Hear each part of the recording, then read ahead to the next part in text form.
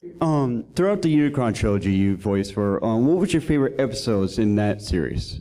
In which series, I'm sorry? Cybertron. Oh, Cybertron. Again, see, he's doing it to us again. It's ADR, and I'm sorry, I suffer from sometimers, so I don't really remember everything, and that was an ADR show, so we only got our lines. Yeah, that was another one of those that it's one of tough to those say.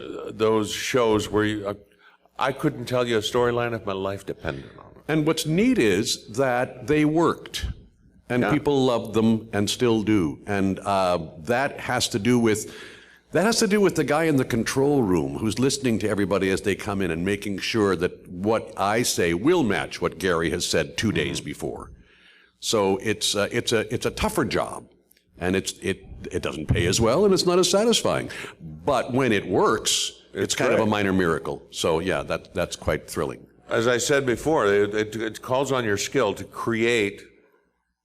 Basically, not only are you creating your own character, but you're creating in your mind all the other characters that you're interacting with, because you're basically responding to a vacuum. And what happens is, it's like acting is not about acting, it's about reacting. Mm-hmm. And you've got to determine or have an instinctive appreciation of how that person is going to react to you. And you create that paradigm, and you do it about 2 or 3 times until you get something that will cover everything that he will do. That's what makes it hard.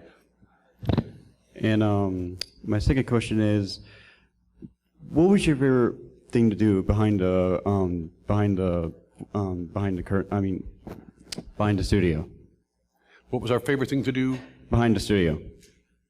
I'm sorry, I'm not... Behind the studio. Behind the studio? Before voicing the characters. Behind the scenes, you mean? Yeah. Oh. Lunch.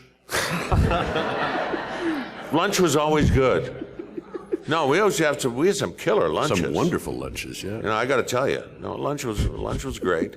Behind the scenes, we didn't really do much behind the scenes.